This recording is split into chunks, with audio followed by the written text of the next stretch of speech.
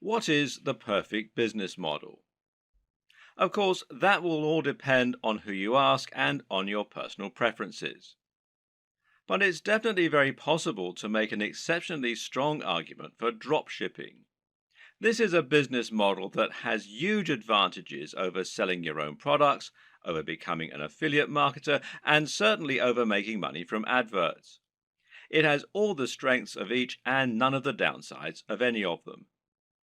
This is a business model that allows you to work from home and earn passive income, while at the same time building a big brand for yourself and selling real physical products. So, why isn't everyone getting involved in dropshipping already? Why do so many people still choose to make money as an affiliate marketer instead? Well, the answer is simple. A lot of people still don't know what dropshipping is or how to get involved in it.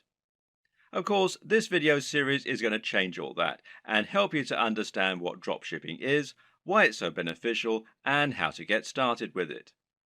By the end, you'll be running your own dropshipping business, making money by selling products with your branding on and without having to spend any money up front or take any form of financial risk.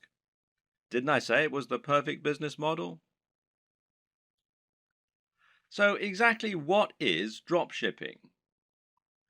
Dropshipping is technically a fulfillment model. Fulfillment in a business term, of course, means delivery. So, in this sense, dropshipping is the manner in which orders are delivered to customers. Normally, selling a physical product means that you need to buy numerous items and then sell them at an inflated price. The way you would normally do this is as a reseller. Here, you would buy wholesale items, inventory bought in bulk at a discounted price, and you would then sell it on at an inflated cost and keep the difference, and that's your profit margin. The problem with this model is you need to make a big investment in the stock, and then you have to deliver the products to your customers. This means you're taking a financial risk by ordering the stock in advance, and if you make zero sales, you can lose a lot of cash. You have to pay for the shipping and also handle all of the administrative tasks. You'll need to constantly take stock of your inventory and you'll need to refund customers for deliveries that don't arrive. In short, it's a lot to take on for an individual hoping to run a business from home in their spare time. Dropshipping changes all this because now the wholesaler is handling delivery and they don't require you to order in bulk. So simple. You list the items for sale in your online store just like you normally would, and then when a customer orders them, you pass that sale on directly to the wholesaler. They then send out the product on your behalf and make sure it reaches the buyer, and you get the money. This might sound very similar to affiliate marketing, but there are a few key differences. For starters, the amount of money you earn will tend to be higher than affiliate marketing. When you operate as a reseller, the usual pricing method is something called keystone pricing. Keystone pricing essentially means that the amount you're selling the product for is twice the amount you pay the manufacturers.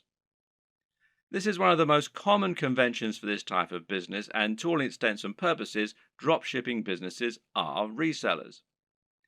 The other big benefit of dropshipping over affiliate marketing is that you don't have to mention the existence of the dropshipping business at all. In other words, the customer never knows that it's not you who's selling the product. You're not sending them to another website where they can check out and buy the product. You're just selling them the product as though it were your own and forgetting about it. This is fantastic because it means that your business looks much more professional and because you're no longer sending visitors away from your brand in order to make the sales. Hopefully, you can already see some of the big advantages of dropshipping. There are many more too, which we'll delve into in this video. Working as an affiliate marketer will often mean that you have to sell digital products in order to get the biggest profit margins. While it's true you can get 75% and upwards from affiliate networks like JVZoo, this will normally mean that you're limited to selling ebooks and online courses. This can be an effective way to run a business model, but it's also sometimes quite restricting. While digital products have many advantages, their appeal is not as broad as it is for physical products. For example, if you try and sell a digital product to your grandma, you'll probably have difficulty. The same probably goes for your mum and most likely your dad. And it goes for most of your peers in reality. In fact, the main kind of person willing to spend lots of money on an ebook or an online course is going to be someone who is already quite familiar with the technology. The person most likely to buy from you at all is probably another digital marketer looking for more ways to make money online. And, as you're probably aware, these are a savvy bunch who aren't easily going to have the wool pulled over their eyes. That, and they've already had people online try to sell them just about every digital product in existence. How many times have you seen ads on Facebook for make money at home schemes? It's just a very crowded market with a very limited potential audience. Clothes, on the other hand, are something that you can sell to anyone. And then there's all the rest, stuff like technology, toys, or fitness supplements. Suddenly, you can sell things that average people really need, and that makes a massive difference. Another benefit of selling physical products is the huge amount of flexibility it gives you. We've already seen that you'll have a lot more flexibility in terms of the types of things you can sell, but of course, this will also extend to drastically increase your flexibility in terms of the way you sell. For starters, you suddenly have pretty much limitless niches that you can choose from, in other words, industries. And then there are the many different ways of selling those areas. Because right now, if you're the internet marketing type, then you're probably imagining the ways that you can sell products from your website or your mailing list. You're probably thinking about content marketing, establishing your authority in your subject area, etc., etc., etc. But that's not the only way that you can make money from a dropshipping business. Did you know, for example, that many of the products being sold on eBay are actually being dropshipped? This means you can save yourself the trouble of building an audience and creating a website. Just find the product that you like, create a listing, and you're good to go.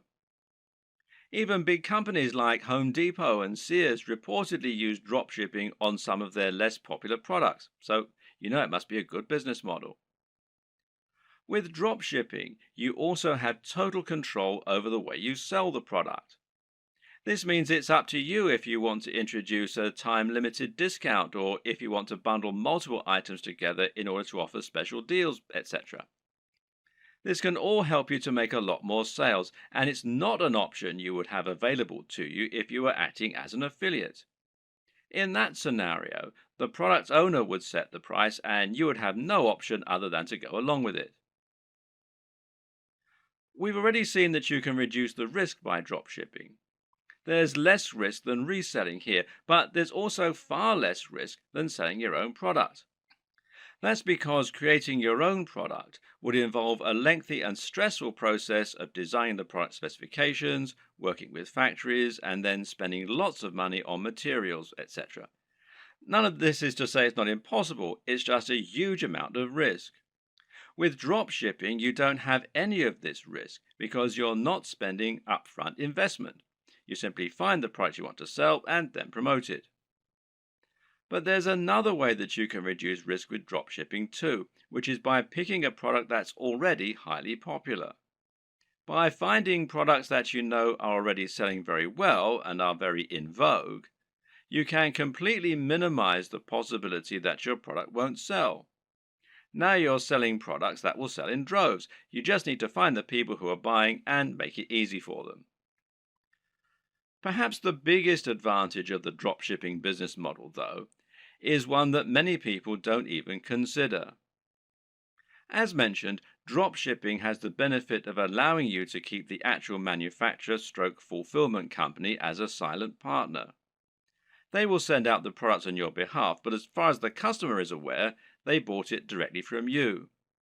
This has the massive benefit of meaning that you're not sending visitors away from your website. This is a massive deal as a digital marketer. If you've been working in this business a while, you should have a good idea of just how hard it is to attract customers to your website and to your business. This is what you'll spend most of your time doing working online, and you'll probably find it takes up much of your effort. If you're an affiliate marketer, you're bringing those visitors to your website so that you can sell products other companies have created. This means that when they buy the products, they have to leave your website and thereby disengage with your brand. Which brand are they more likely to remember and visit in the future? The guy who recommended the product to them, or the company that actually sold it to them? And when they want more of the same thing, well, where are they going to go? Now consider this. How can they buy more products from you during the same session if you're actively sending them away from your site? Instead of being able to offer a smorgasbord of products that you handpicked, you're now simply telling them to go somewhere else and buy one item. With a drop shipping business, you no longer have this problem. Now you can offer all the items you have for sale on your website from one spot and let your customer choose as many as they want, and then continue to buy from you. But that's not even the best part. The best part is that in some cases, the products you sell will even be able to have your company name on them. This is called white label drop shipping, with the white label essentially describing the packaging or the branding. So let's say you want to sell a supplement like creatine for your fitness website. With a white label service, the product will be developed with packaging that literally consists of a pot and a white label attached. That white label can have your branding printed right on it, meaning that to all intents and purposes, this is now your own product. In many cases, you can even choose a blend of ingredients that will go into the product. In other words, if you're selling a supplement like a vitamin tablet, you can select all the vitamins and minerals yourself and then add your own logo. If you don't sell a single item, you've lost nothing. But if you sell lots, you'll be making a profit at the same time as building your own brand and your own market presence. The big challenge when it comes to drop shipping, though, is finding a drop shipper. This is very clearly a business model that has more benefits for the marketer, and so, of course, not everyone is going to be eager to offer their services. How do you go about finding a drop shipper when they're in such short supply? Well, there are a number of options. But with any digital business, we tend to prefer keeping things simple and cheap. In this case, the best place for you to start is by looking at websites that act as directories for dropshippers, wholesalers, and manufacturers.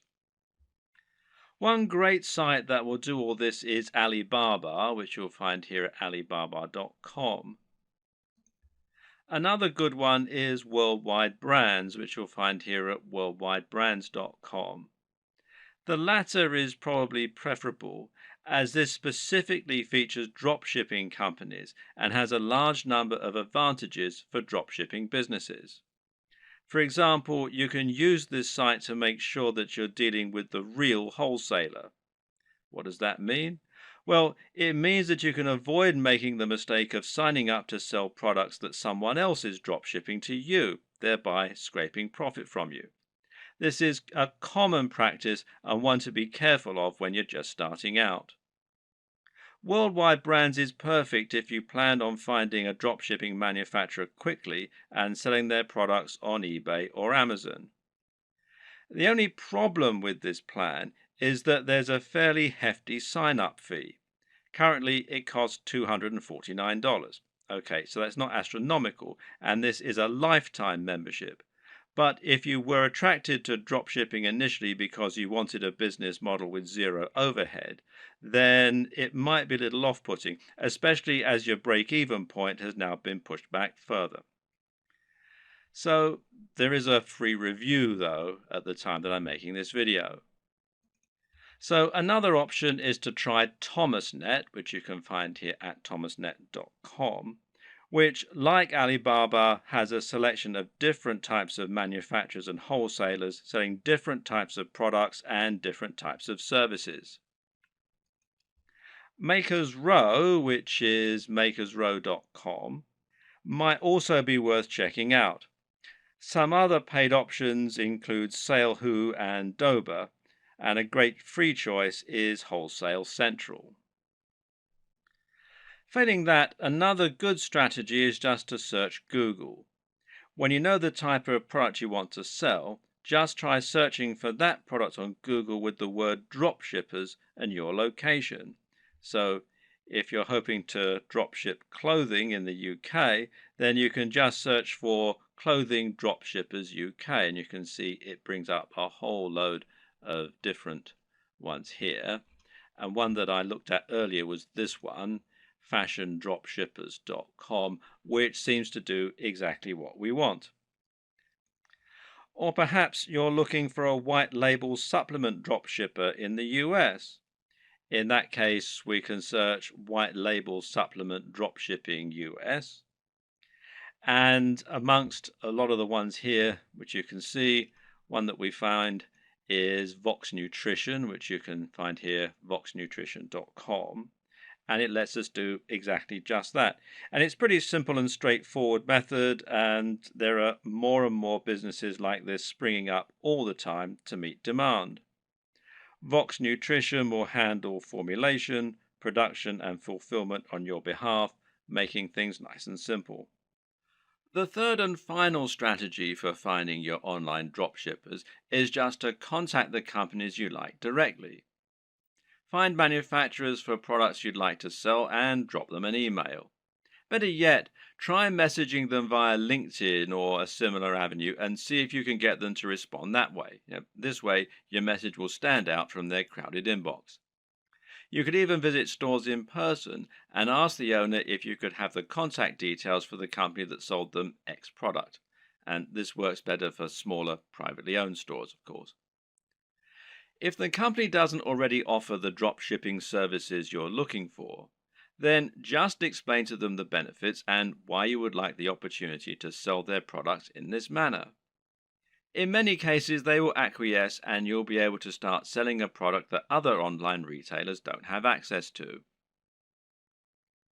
Another tip for finding manufacturers that you can email directly is to look on eBay. Search for a product you'd like to sell, and if you notice there are lots of people selling the exact same item, then this is a sign that they're using a dropshipper. It could then be a relatively simple matter for you to track down that original manufacturer and contact them so that you can try to do business with them yourself. Note that many wholesalers and manufacturers don't have a great online presence. This means it can be necessary to dig really deep in Google or try looking at trade magazines and papers instead in order to help find your potential partners. When you're dealing with dropshippers, it's crucial that you do your homework and look and act like a professional. Now, here are some tips to help you do just that. First of all, you'll need a resale certificate. Not all, but many dropshipping companies will want proof that you're a real retailer and not a consumer before they do business with you. Their concern is that consumers will simply claim to be dropshippers or resellers so that they can get items on the cheap. To provide this proof, you might need an EIN number for your business if you're in the United States. And you can find out more here at the IRS website. The URL is quite long and complicated, so if you just go to Google and type in apply for EIN online, you'll be redirected to this particular site. Now, in other countries, obviously the regulations are different, so you need to look at the tax authority for your country. But again, a search in Google should be enough to point you in the right direction.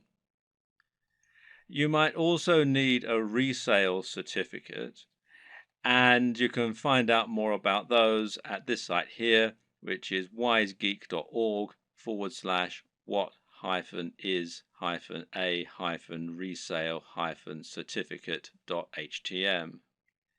If you're going to speak in person, then it can also be a good idea to familiarize yourself with all the terminology regarding dropshipping so that you don't sound like an amateur.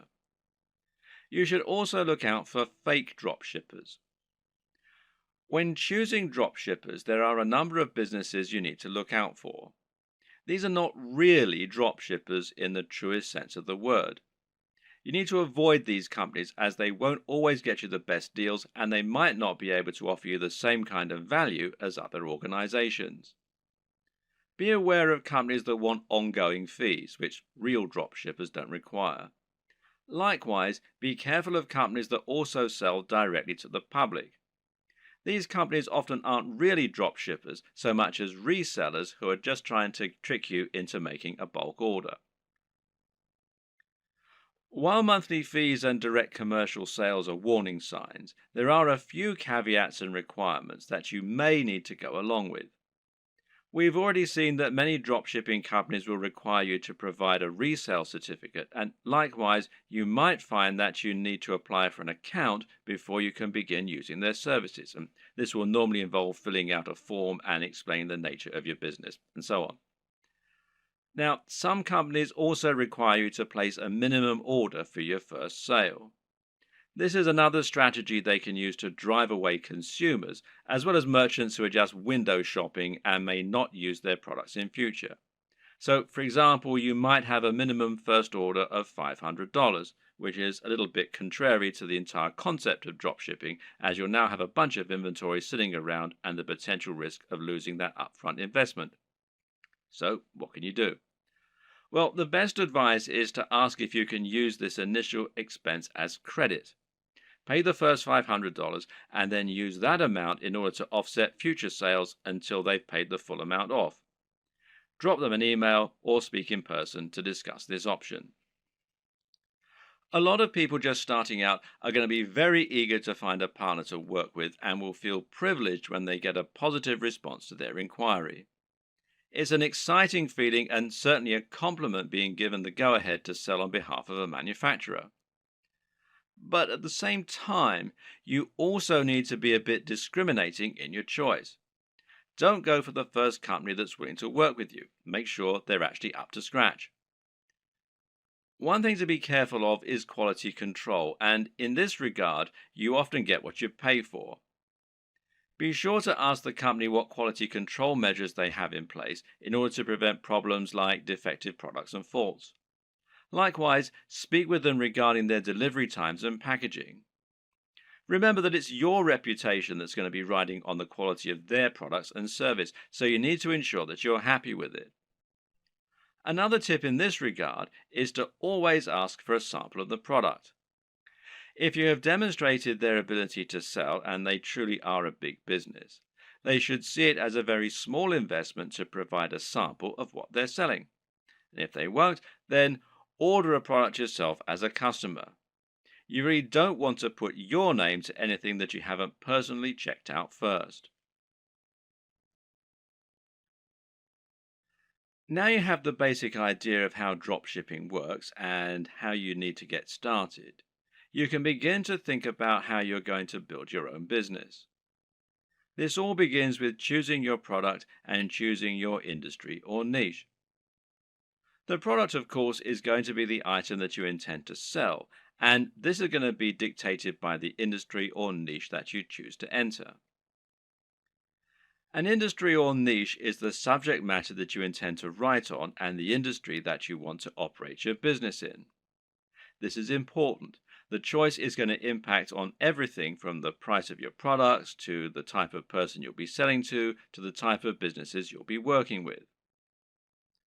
The reason we call it a niche, or niche as some people pronounce it, when talking about an online business, is that a niche is a particular category. This is not only your subject matter, but also the type of person who is going to be reading your content. It's very important that you choose this correctly because the niche will affect the size of your potential audience. When you choose a subject matter, you want it to be one with niche appeal. This means it's aimed at a particular type of person who is specifically interested in that type of thing.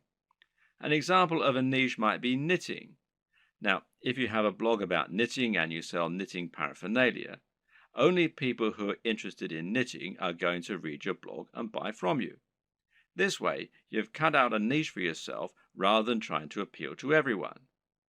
That in turn means that you have drastically reduced the amount of competition you're facing. Now you don't need to compete with the biggest companies on the net, and you'll find that paying for things like AdWords advertising is considerably more affordable than it would be for a more general topic. Likewise, getting to the top of Google for relevant keywords like buy knitting gear online is going to be far easier than trying to get a general e-commerce keyword like shop online. The latter will put you up against mega companies like Amazon and pretty much every other online business on the net. But the problem with choosing a niche topic is that sometimes it can be too narrow, to the point where no one is interested in buying from you. If your niche is puppies with three legs, then you're going to have a very small number of amputee puppy owners who can buy from you. You'll find it relatively easy to dominate the search engines and to be the number one supplier of products in that area. However, once you've sold to all 200 readers, well, you've pretty much reached the limit of what you can sell. On the other hand, a niche like fitness may be considered too broad. Buy fitness clothes online is a hugely popular search term that companies like Sports Direct, Sweaty Betty, and Mountain Warehouse dominate. Even ranking for search terms like how to build muscle is going to be very difficult.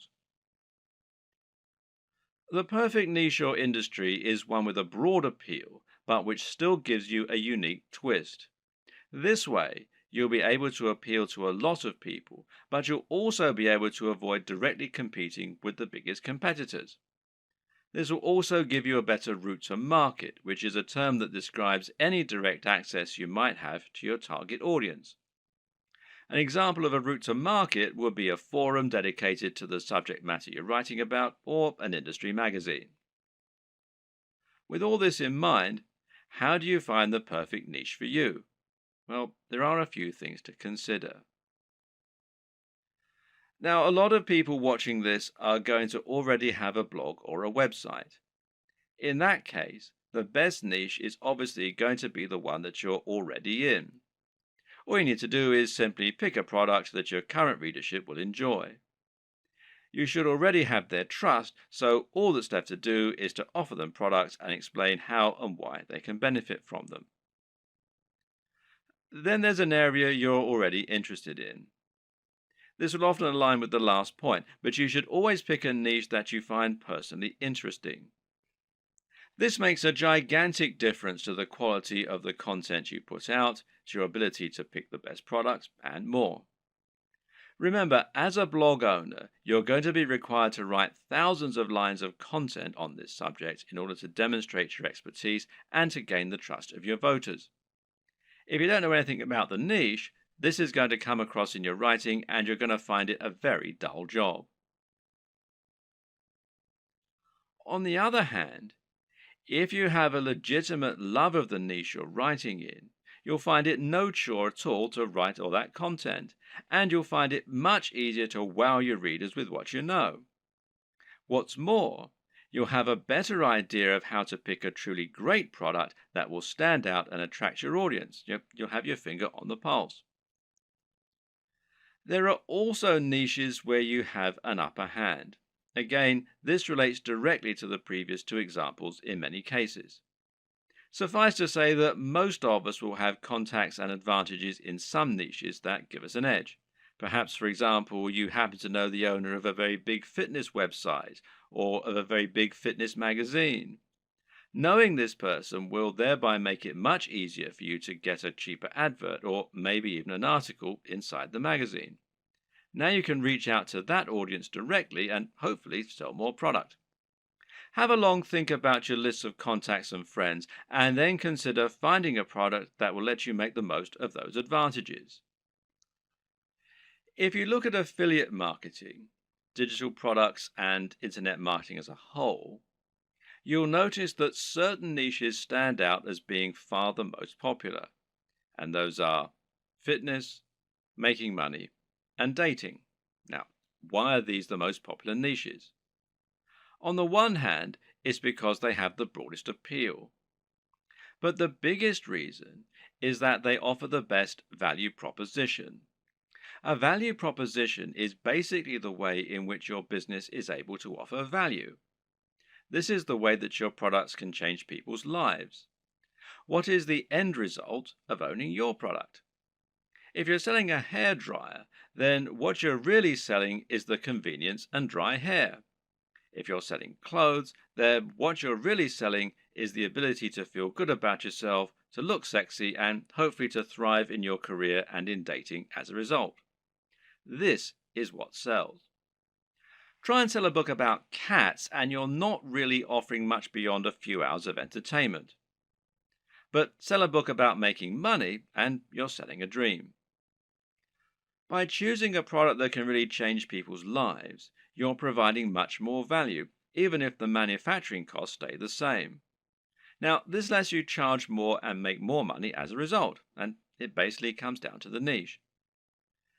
In order to tick all these boxes, one strategy you can use is to target a sub-niche, a niche within a niche.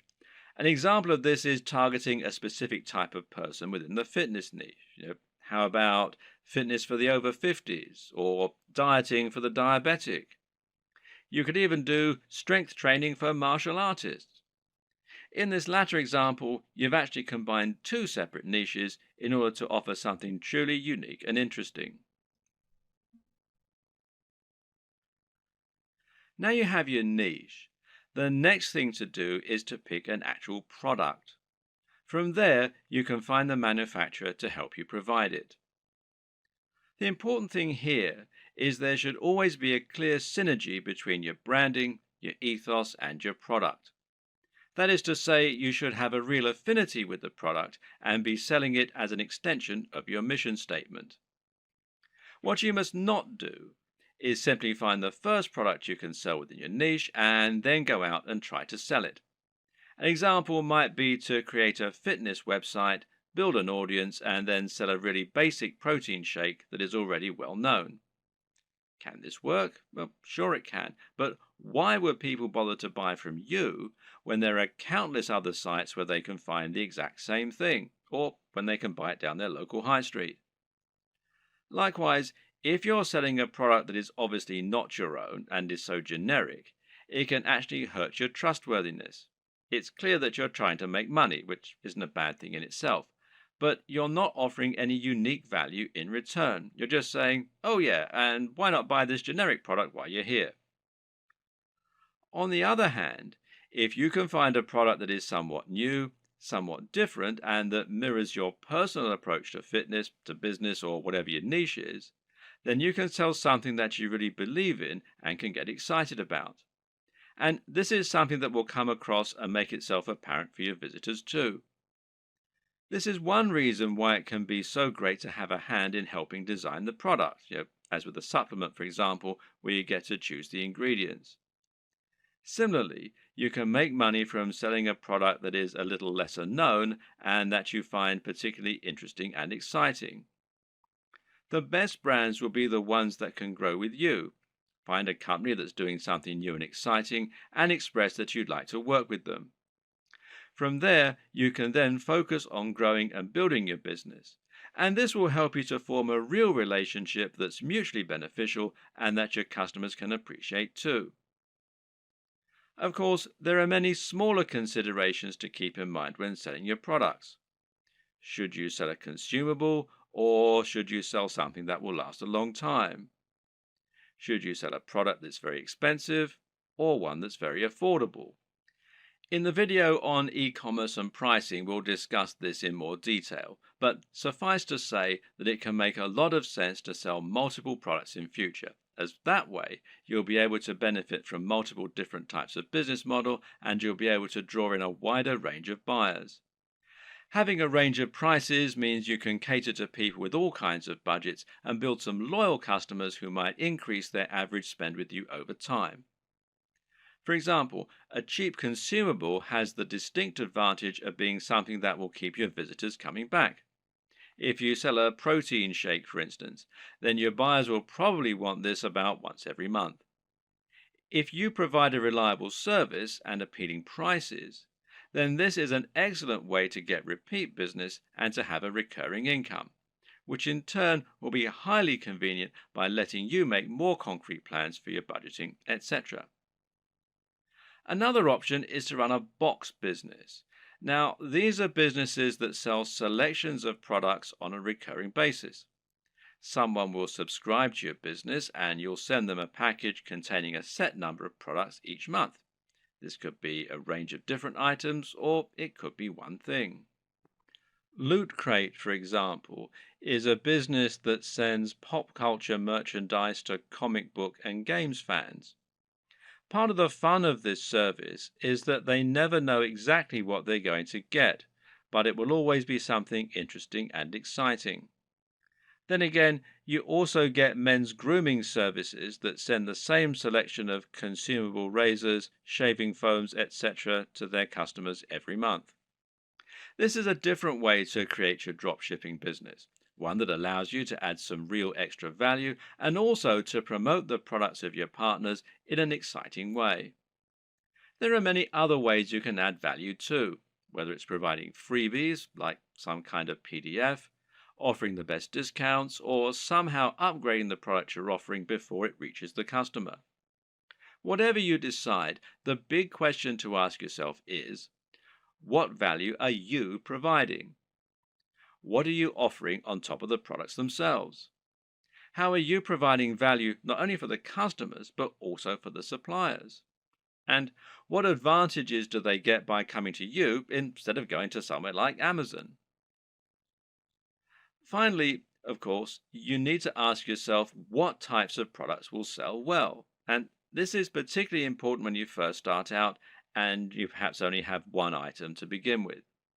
If you're going to begin your store with just one item, then it's highly important that this one item be something that will sell well and get your business off to the best start. And the best way to do this is to pick something that has a very clear function and which is easy to explain. Solve the problem that your visitors have. What do people in this niche need? And how can you solve that issue for them?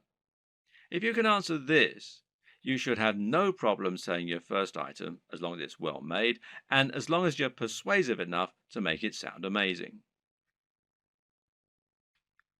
If you already have a website and an audience, then you can skip this video. Otherwise, it's crucial that you keep watching in order to ensure that your brand is aligned with your business model and the product you're selling. A good place to start is by asking what exactly a brand is. A brand is much more than a logo. Rather, it's an ethos, a mission statement, and an approach to business. The logo simply tells people that the product or service they're receiving adheres to the same standards as whatever else they've used from you in the past. You start your brand by choosing why you do whatever it is you do. Why should people care about your business? How are you different from other companies offering the same thing? How do you want the world to change as a result of your business being a part of it? This is what allows a company like Apple to capture the imaginations of billions of people and to create such loyal customers. Apple isn't just about selling hardware.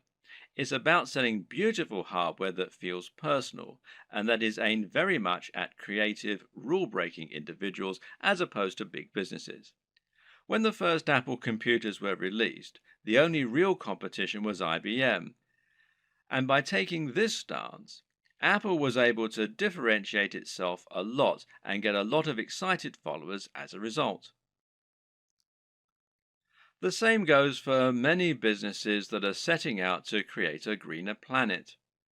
These companies are doing something more than just making money, and their fans love them for it. This is enough to make people choose their products instead of the same products offered by another business. And this ethos means that people know instantly that the service is aimed at people like them. So ask yourself what the driving motivation behind your business is. You're a fitness company. Okay, but what is it that you really believe in? Why is fitness important to you and your customers? Do you think that people are happier when they're well? Do you want to help the average person to have a more fulfilled life thanks to a healthy lifestyle and diet? Or do you love the idea of becoming more powerful? Are you all about building strength and speed and challenging the limits of human potential? These two companies might sell the exact same product, but the way they go about it is completely different. And if you can convey this mission statement, then you'll find the right type of customer will go absolutely nuts for your brand. That's the kind of customer whose vision is aligned with yours. Now, don't try and appeal to everyone because that will never work. Instead, try to appeal more to the right kind of person. One way to do this is through your logo and your web design. The objective of a great logo is to communicate what your business is all about. You're trying to tell people what you sell and why you sell it as soon as they look at your business. So, say your company was all about health and natural products. Then you might make a logo that had a tree on it or a heart, and it would probably be green in color and have an uplifting, healthy sounding name. Conversely, if your business is all about punishing workouts in the gym, then your logo might include a picture of a dumbbell or a barbell and have the word iron in it somewhere. The idea is that the combination of your logo, company name, and perhaps blog posts is enough to tell any visitor to your site right away that this is a company aimed squarely at them, selling products they're going to love. This should also extend throughout your site design. Meanwhile, make sure that your logo is designed using a vector file, meaning that it's made in Illustrator or a similar piece of software that keeps it easy for you to edit and resize. And avoid using cliches. Once again, this is a good place to invest a little of your own money up front. It'll pay off in the long term. The mistake that a lot of people make is to try and sell right away. This can work sometimes, but it's not generally the best way to build trust, grow an audience, and ultimately secure the best long-term profits. That's because it's somewhat similar to walking up to an attractive stranger in the bar and asking if they want to come home with you. 99% of the time, this will be met with a slap. Most people prefer to get to know the person propositioning them at least a little bit first. So you need to try and introduce yourself properly and let the person feel that they know you and that they can trust you. This is the exact same for a business when you're trying to sell something. Imagine approaching a stranger in the street and asking if they want to buy from you. This is the basic concept of content marketing. To build an audience of people who love your content and who trust your opinion so that you can convince them to buy the products you recommend and so that you can keep bringing people back to your site time and time again, giving you multiple opportunities to make a sale. The way you do this is to start by writing high quality content and to post this to a blog on a regular basis. The more you write and the more you research your subject matter and make it different and interesting, the faster you'll build a dedicated audience you can sell to. Demonstrate that you really know what you're talking about, that you only recommend things you genuinely believe in, and that your audience can trust you to be a resource for more useful ideas and information. Likewise, try to build your mailing list and social media presence. Incorporate your brand strongly on all your social media pages and in anything else you create, so that people will know they're dealing with the same business.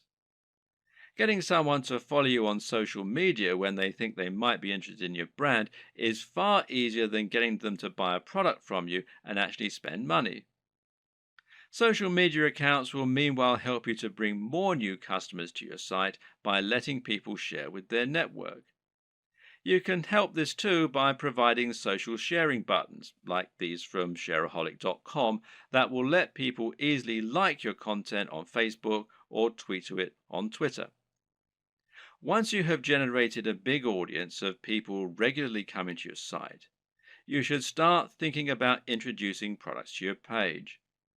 If you've really created a brand you believe in, and if you've been providing real value in your content, you should find you have true fans, and a true fan will be desperate to buy your product when you start selling them.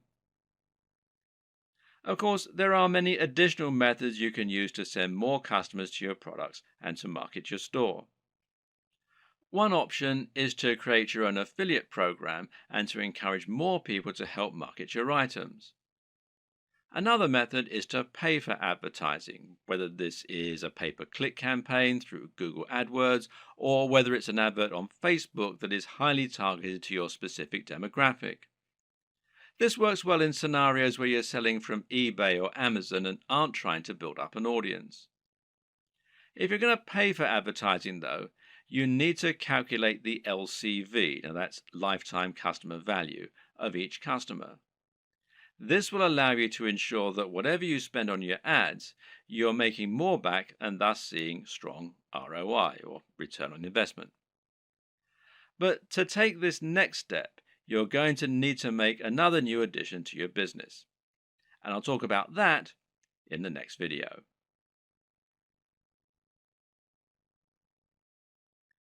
Once you've chosen your products and niche and built an audience, the next step is to create your own e-commerce store. This is an online storefront where you can show your different items and encourage sales. Being successful here is not just a matter of choosing the right design to begin with, but also thinking about how you're going to arrange and price your items to help them move. This ultimately comes down to a lot of psychology. When it comes to e-commerce website design, there is a single overriding goal which isn't always true of a regular site design. Of course, that objective is always to try and increase sales and increase profits, and this is probably actually more important. You'll also want it to look attractive, to be functional and easy to use, and to represent your brand in the right manner. But this is really just in service of creating a web design that helps you to make more sales. This means every single element in your site design should be encouraging more sales and pointing users in that direction. The old adage here is that good design should communicate and not decorate. If an element of your design isn't somehow getting people to keep browsing your store or to click on the buy button, then it has no place in your design. If you use the right development company or a good e-commerce builder or template, you should find the experience and expertise of the professionals informs their decisions and results in the best possible turnover and profits for you. In this regard, it's always worth spending a little more on a professional theme or on a proper development company. Unless you're a professional designer yourself, you won't be able to compete with an entire organization made up of experts who have the very best tools and the most experience.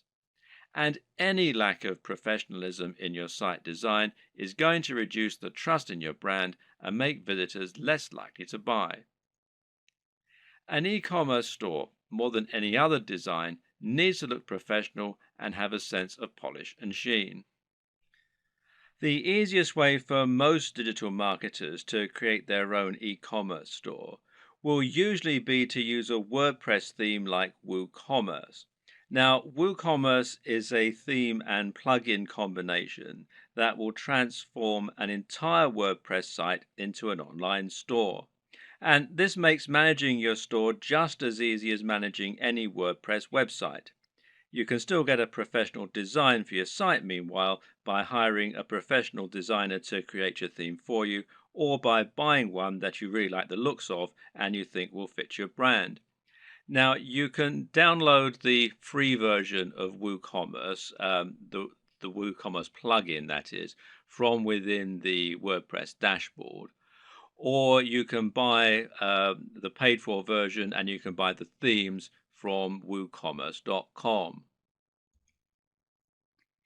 There are other options too. For example, Shopify gives you a hosted e-commerce platform.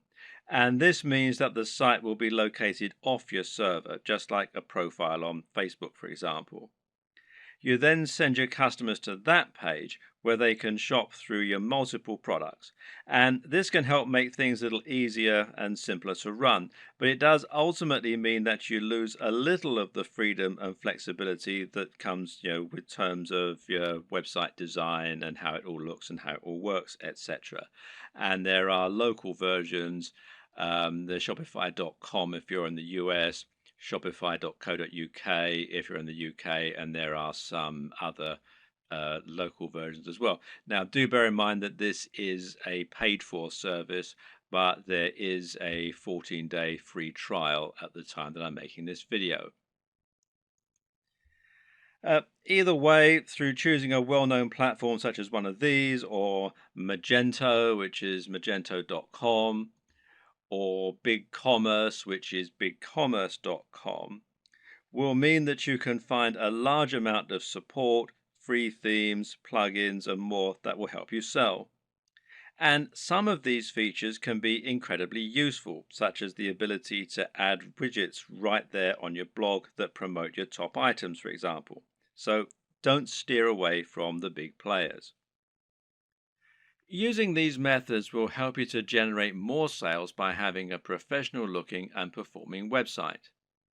Nevertheless, it's still always useful to understand the theory and principles behind it so that you can continue to implement best practices yourself, especially when it comes to aspects that fall outside the realm of design, such as price. Now, here's how the right combination of pricing, positioning, and design can help to make your items sell more effectively. And the first is contrast. Now, contrast can, of course, be aesthetic, and making choices such as using red buy buttons against a white background is a great way to make a particular element stand out and get more clicks. And this also comes down to color psychology, but we won't go into this right now. The other type of contrast refers to the way that you position items next to one another, with the objective being to place expensive items next to cheap ones. Why? Because this makes the cheap items appear even more affordable and the expensive items appear to be even more premium. Now, let's say you have a $10 tie next to a $50 tie. Someone who wants the very best tie might be all the more impressed by your premium offer, knowing that it's 5 times more expensive than the cheapest product. Meanwhile, someone who doesn't have as much money to spend and who feels guilty about buying a new tie can convince themselves that the $10 tie is a great deal. They can compromise and convince themselves that they're being sensible by choosing the cheap tie. They've saved $40 even though they're still buying something they might not have otherwise. This way, the right pricing can really help to sweeten a good deal. And a good e-commerce website design should take full advantage of that. Earlier on in this series, we described why it was so important to have multiple ranges of prices in order to attract a range of different types of buyers. When we looked at contrast, meanwhile, we saw that varying prices could be used to make items look like an even better bargain, or like they're of an even higher quality. But another very important reason to have cheaper items as well as more expensive ones is that it can be a great way to build trust. If someone has never bought from you before, they might feel concerned that the products won't arrive or they won't be as advertised. Even if they read your content and like it, they've no guarantee that what you're selling is going to be high quality, or that the site will be secure from data leaks. Thus, they aren't going to want to spend $1,000 the first time they ever do business with you. But if you have an item that costs $5 and it's a product people will know, then someone might make that purchase because it's a small risk to take. Now you can demonstrate the quality of your service and save their details, making it much easier to sell bigger items in future. Another tip is to think about your top sellers and your smallest sellers and use this to inform the design of your store. Now, this is something that physical stores do a lot. They'll place their biggest drawers right at the back of the store. This way, people will come in to buy the thing they want, but to get there, they'll have to pass through all of the smaller items that you're also selling along the way, and hopefully they might buy something. Meanwhile, if you have items that aren't selling at all, then you can find inventive ways to make the most of it. Packing it in as a free incentive, for example, or selling it at a very discounted rate is a way to bring more people to your online store. This is less important for a dropshipping business model, of course, though, as there's no downside to being left with excess stock. What's important to consider when looking at an e-commerce website design is that in order to make a sale, you'll have to overcome certain psychological barriers. This is actually often the most important step in making a sale. These psychological barriers include such things as customers not wanting to spend any money and not being bothered to go through the process of checking out. Good e-commerce website development should take this into account first and foremost by making it as easy as possible for your customers to make purchases. This is why Amazon's buy with one click feature is so instrumental to their success. At the same time, webmasters need to make the most of customers who have already overcome some of these barriers. So, when a customer commits to buy any item on your site, they will instantly become much more susceptible to increasing their order. Why? Because they've already decided to make a purchase. This is why physical retailers use POS, this is point of sale displays, that sell extra items while customers are in the queue. It's so easy for them to add extra things to their basket that it would be foolish to miss this opportunity. E-commerce sites can do the exact same thing by making it easy to add extra purchases at the checkout. Similarly is upselling, where you give your buyers the opportunity to upgrade their order once they're already buying. Once they've committed to buy, tell them how for just $10 more they could have the very best service or product instead of the cheaper but ultimately inferior option they're currently buying. It's the smart decision after all. Sometimes a buyer will want some of your items but not all of them. Other times, they'll want to combine multiple items but won't want to pay extra for shipping or to pay full price when they're essentially buying in bulk. Thus, letting your customers combine their items into a single large order can often encourage more sales, and it's known as bundling. What's great about bundling is that it can also be used to sell additional items that they perhaps wouldn't otherwise have bought. Adding extra items to bundled packages is also a great way to shift unsold stock.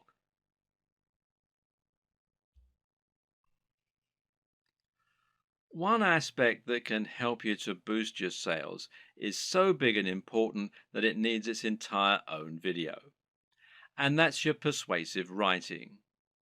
This is what you use to sell your individual items in their store listing, but it's also what you use on a sales page to promote items that are of a particular high value and that you really want to shift. The first and most important tip is to capture the attention of your readers as quickly as you can. This means you should use a bold statement, perhaps capitals, and you should address the reader directly. Now you can get the body you want, and that works much better than a quick workout for burning fat. Asking a question is also a common and effective method because it forces the reader to engage with the text by thinking about the answer. Hence, are you sick of feeling tired and unfit? The problem with this, though, is it can seem a little too obvious as an in-your-face marketing technique. An even better strategy, then, is to use a narrative structure for your opening. In other words, structure your text like a story. That way, people will want to know what happens next, and the text will seem inherently much more interesting. This is true because we're so used to reading stories. We've been listening to stories for centuries, and as a result, they're always an effective tool for getting people to listen. They're also easier to make emotionally resonant. A great opening might be, I was unhappy with my body and looking for answers. Little did I know the solution would lie in an ingredient found in most diets already. You should also use headers and enable skimming. The reason this point is so important is that most people are in a huge hurry, especially online. Attention spans are short and no one wants to wait around to read a huge ream of text that's just trying to sell them something. Another way around this issue is to make your text skimmable. A good way to do this is to use lots of headings. Ideally, a visitor should be able to just read your headings and still understand the entire pitch. Addressing the reader directly is particularly useful because we have evolved to pay attention to things we think concern us. At the same time, though, you should also take this further by thinking of more ways that you can use to make your text personal. In particular, this means using a personal interest story. Explaining how your product works by saying how it has helped someone else or even you. And this works much better because it means the reader will be able to imagine how it's going to affect their life, and because they'll be more likely to connect with what you're offering on an emotional level. Earlier in this series, we discussed the importance of value proposition. This is something you should always keep in mind when selling. How do you make the product applicable to the reader? How do you give it emotional weight? Well, try to get them to imagine what life will be like once they have your product, and this will make them want it more. When someone reads your text, they're going to know you're trying to persuade them, and so they'll be on the defensive. They'll be thinking of all the reasons why what you're saying probably isn't true. But you can combat this by addressing each concern in your text. Try and second guess what the reader might be thinking, and then explain why this needn't be a concern. This also means trying to come up with solutions to the most common barriers to sale. These are the psychological barriers that prevent people wanting to buy, such as the risk element. We've already seen one way you can get around that by selling products from a trustworthy site and selling cheaper items first. Another tip is to make sure you have a full money-back guarantee. This is something people won't often use, but knowing it's there will help you to make many more sales. You can also try to combat buyer's remorse, which means taking away the feeling of guilt people get by spending money. Using the contrast technique is one way to account for this. Another is to describe your product as an investment.